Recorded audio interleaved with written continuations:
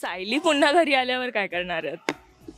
आम्ही येऊ देणार नाही, या दरवाजाला फाटकाला कुलूप लावून ठेवणार आहे आम्ही. तो वचन मी पाडणारच आहे. मी लग्न तन्वीशीच करणार आहे. इसमें तो मे खायचा. मग हेच का नाही तिने सांगितलं, त्याचा राग म्हातारीला जास्त आहे. हॅलो नमस्कार फ्रेंड्स, मी मज्जाची नीलम. ठरलं तर मग मालिकेत आपण सगळेच पाहतोय की एक छान असं लग्न सुरू आहे, पण ते लग्न अर्जुन आणि प्रियाचं आहे. आणि ज्यांच्यामुळे हे लग्न होतंय त्या पूर्ण आजी आणि रविराजजी माझ्यासोबत आहे. कसे आहात? मस्त मस्त मस्त मस्त मस्त. किती लग्नाची तयारी झाली? मुलीचं लग्न आहे, किती लग्नाची तयारी झाली आहे?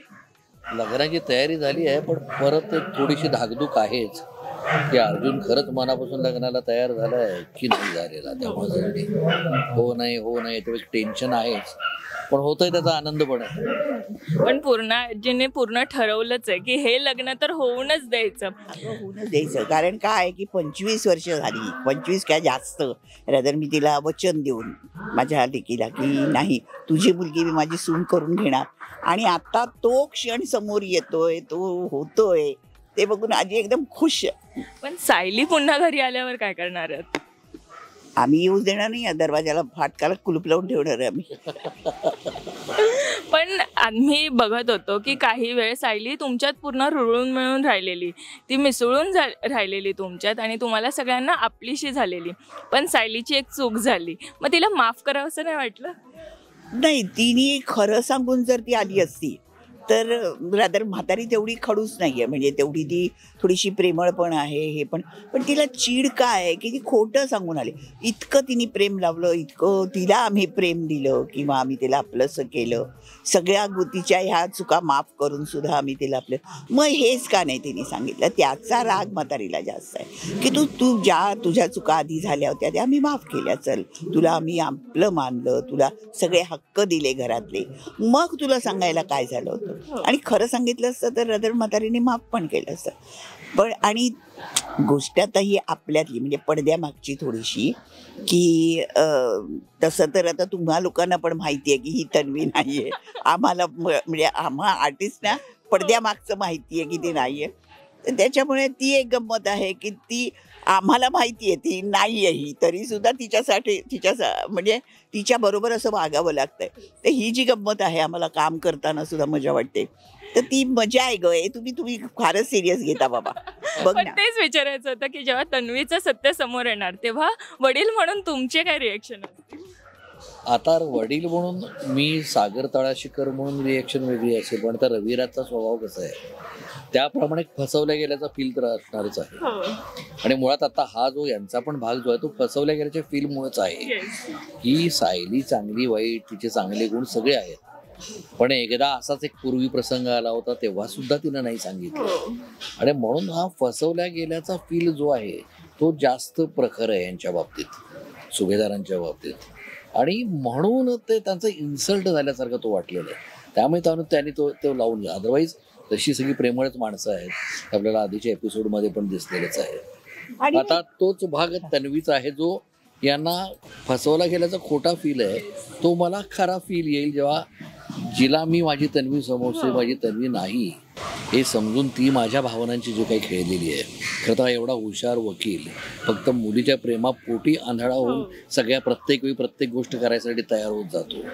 त्याला जेव्हा कळेल की आपला वापर केला गेलाय, आपल्या भावनांशी खेळलं गेलंय, तेव्हा तो कसा रिॲक्ट होईल आता मला माहित नाही. आमच्या लेखकाला माहिती असेल आणि चॅनलला की ते ठरवतील की हा कशा पद्धतीने रिॲक्ट होईल. ते नाही, पण हे फारच अवघड असणार आहे आम्हाला दोघांनाही. म्हणजे जेव्हा आम्हाला खरोखरच जेव्हा हे रिव्हील होईल की ही तन्वी आहे किंवा ती आम्हाला म्हणजे प्रेक्षकांनाही जेव्हा कळेल की ही तन्वी, खरी तन्वी हीच आहे म्हणून, त्यावेळेला आमच्या ज्या काही म्हणजे काय म्हणतो भावना असतील त्या काय होणार आहे ते आम्हालाच कळत नाही आहे. कारण आम्हाला तो एक खूप आनंद पण आहे की अरे हीच मुलगी आपली सून आहे आणि हिची मुलगी आहे प्रतिमाची मजा. आणि परत तिने तो फसवल्याचा हे आहे, पुन्हा त्या मुलीने फसवल्याचं आहे की जिच्यावर मी खूप प्रेम केलं, जिला मी आपलं मानलं, जिच्यासाठी मी हिला करलं किंवा हिला मी शिव्या घातल्या, काय तिला बाहेर हाकलून दिलं, आणि तीच मुलगी खोटं बोलून ती नाही आहे ती.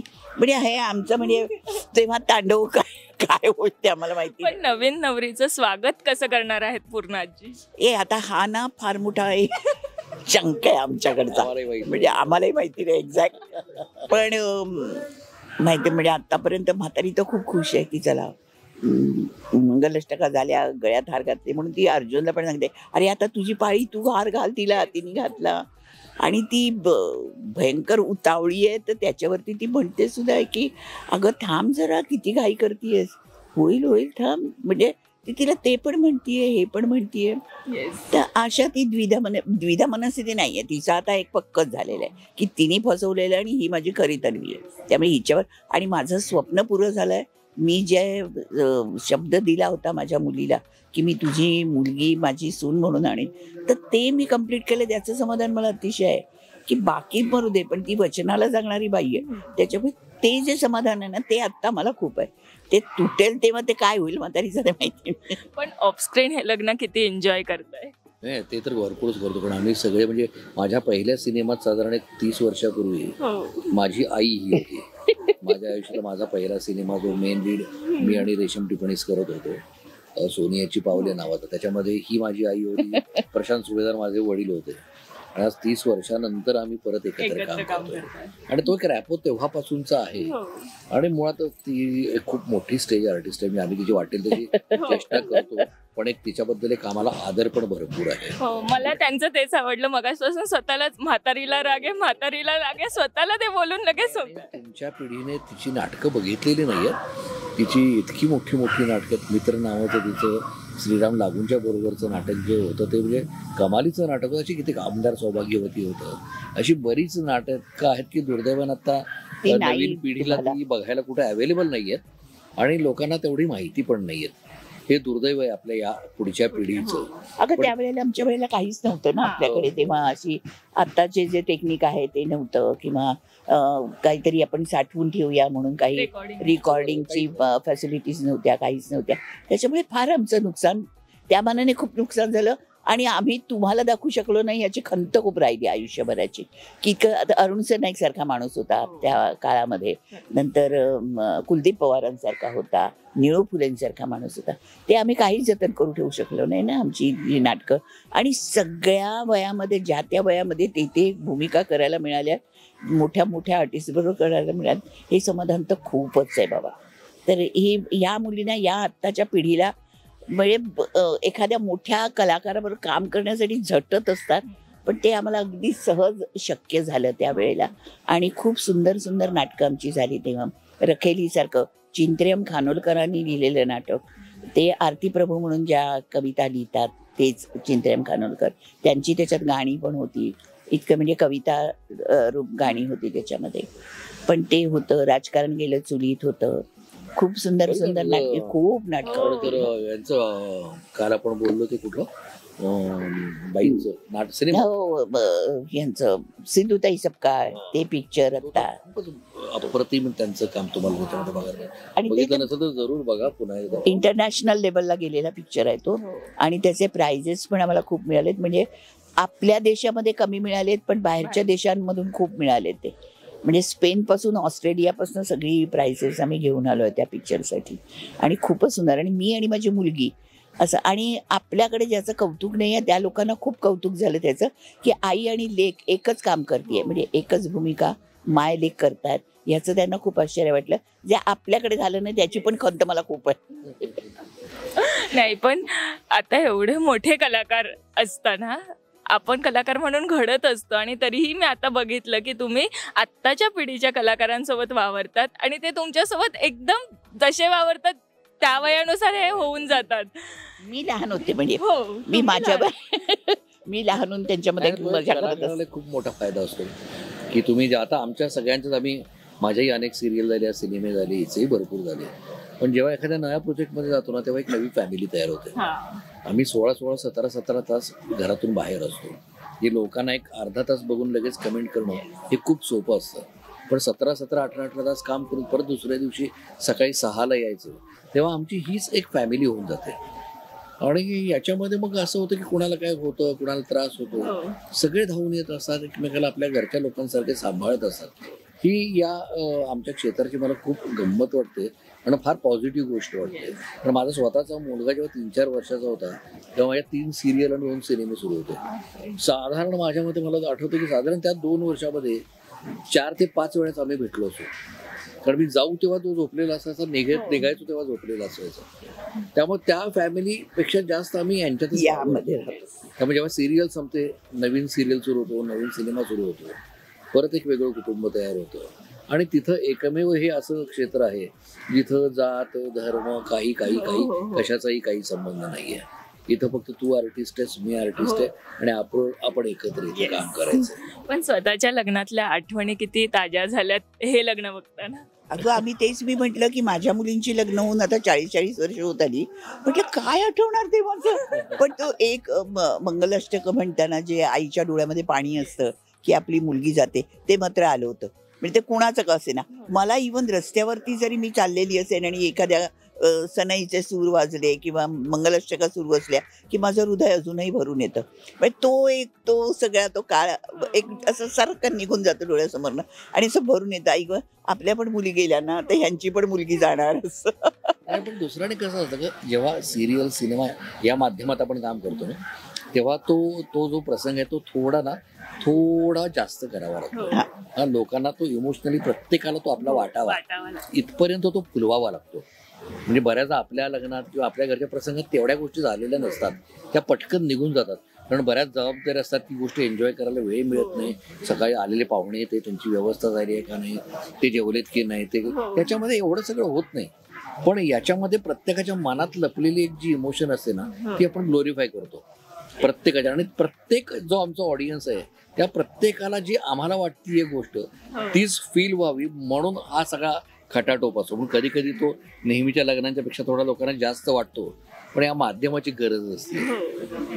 काय सांगणार आता, सुभेदारांच्या घरात तर मोठे ट्विस्ट येणार आहेत, प्रेक्षकांना काय सांगाल याबद्दल? तुम्ही मोठा ट्विस्ट आहे ना, तो आम्हालाही ट्विस्ट आहेच मोठा. की अचानक ज्या घरामध्ये इतकी वर्ष सायली यांची सूर म्हणून बघितलेली आहे, तिथे तन्वी म्हणजे ओरिजिनल प्रिया हिला आम्ही सून म्हणून बघणार. आणि त्याच्यामुळं एक व्यक्ती घरामध्ये आल्यानंतर सगळं वातावरण जे बदलतं, ते प्रत्येक नातेसंबंध बदलतात. तर त्या सगळ्या गोष्टी तुम्हाला आता बघायला मिळतील याच्यामध्ये. आणि तुमच्याबरोबरच आम्हाला बघायला मिळेल, कारण आम्हाला काही पुढचे महिन्याभराची स्टोरी सगळी माहिती नसतेच. एवढ्या अनभिज्ञ तुम्ही आहात, साधारण तेवढेच अनभिज्ञ आम्ही आहोत. कदाचित 1-2 दिवसाचं आम्हाला जास्त माहिती असेल आम्ही आत्ता जे करतोय ते. पण ही गंमत आहे, अनप्रेडिक्टेबल आहे, अनसर्टन्टी आहे ज्या पद्धतीने आता गोष्टी घडणार आहेत. त्यामुळे उत्सुकता आम्हालाही आहे की आम्ही पण पुढे कसे वागणार आहोत, कारण आम्ही पपेट आहोत की त्यांना या कॅरेक्टरनं काय करायचं तो दुसरा माणूस ठरवणार आहे. त्यामुळे लेट्स सी. येस, नक्कीच. मला असं वाटतं की प्रेक्षक थोडेसे मध्ये आमच्यावरती नाराज झाले होते काही आमच्या सिरियलमुळे, पण तसं होऊ नका. कारण आत्ताचा जो ट्विस्ट आहे पुढचा तो फार धमाल आहे, तर ते तुम्ही चुकवू नका. आणि काही आता माझ्या मैत्रिणी म्हणतात, हे काय गं तू आता हे करतेस, लग्न लावून देतेस, तर आम्हाला नाही आवडणार हे. तर मग आम्ही बघायची की नाही सिरियल. म्हटलं नाही, नक्की बघायची. आणि बघाच, तुम्ही बघा, आम्हाला असं दूर लोटू नका. आम्ही तुमचं किती मनोरंजन केलंय 2 वर्ष, तर ते तसंच ठेवा. तुमचं जसं प्रेम आमच्यावरती आहे तसंच ठेवा. तुम्हाला आम्ही नाराज करत नाही आहोत. आणि आणखी गंमत आहे सगळं की एखादी गोष्ट लोकांना सांगताना ती थोडी आणखी सोपी करून सांगावी लागते. आपल्या घरात असं घडतं का वगैरे असे जे प्रश्न पडतात प्रत्येकांना, तर काय काय गोष्टी सोप्या करून कधी कधी स्पून फिडिंग करावं लागतं. त्यामुळे आपल्याला आपला जो ऑडियन्स आहे तो एकत्रितरित्या त्यांना काय गोष्ट आवडेल, त्यांना काय समजेल म्हणून थोडं सोपं करून. म्हणजे कसं असतं की एखादं चित्र रंगवायला घेता, ऑइल पेंट कॅनव्हासवर असताना वॉटर कलर तर मी त्यात मिक्स नाही करत. त्यामुळे त्या पद्धतीनं सिम्प्लिस्टिकली ग्लोरीफाय करतात. येणार आहे आशीर्वाद हे बघा, हे पण ग्लोरिफिकेशन आहे. एवढं प्रेम मनामध्ये असेलच असं नाहीये, पण दाखवतोय. प्रेम आहे, आदर आहे, प्रेम आहे. खूप चांगला मुलगा आहे आणि आम्ही गेली 2-2.5 वर्ष बघतोय. त्यानं त्याच्या डोक्यामध्ये त्याचं यश जाऊ दिलेलं नाहीये, ते त्यानं खूप कष्टानं मिळवलेलं आहे. आणि खूप अजूनही तो कष्ट घेतो मराठी सुधारायसाठी, अजूनही काम करत असतो आणि अजूनही विचारत असतो स्टेजवरती की माझं काही चुकलं का, माझं बरोबर आहे ना, मी बरोबर करतोय ना, ए आजी बरोबर आहे ना, मी बोलतोय ना बरोबर. आणि मस्ती तर म्हणजे प्रचंड करतो, पण त्याच्या कामाबद्दल प्रामाणिक आहे आणि त्या वेळेला सिनियरिटी तो अगदी फार व्यवस्थित जातो. कारण जेव्हा इतके चांगले सिनियर सोबत असतात ना आणि त्यांना बघूनच माणूस शिकतो. मी यांनाच बघतो नेहमी की हे कसे राहतात, कसे वागतात आणि तेच बघून शिकतोय मी आजकाल. अगं माझं पोरगं करते. ब्राईट फ्युचर आहे त्याचं आणि तो त्याच्यासाठी कष्टही भरपूर आहे. आता पूर्ण आजी बोलल्यात की तुझं आणि प्रियाचं लग्न लावून ठेवणारच आहेत त्या, म्हणजे सोडणारच नाही तुला तिच्याशी लग्न केल्याशिवाय. नाही, आय थिंक पूर्णाजीला मी वचन दिलं की मी तन्वीशीच लग्न करेन.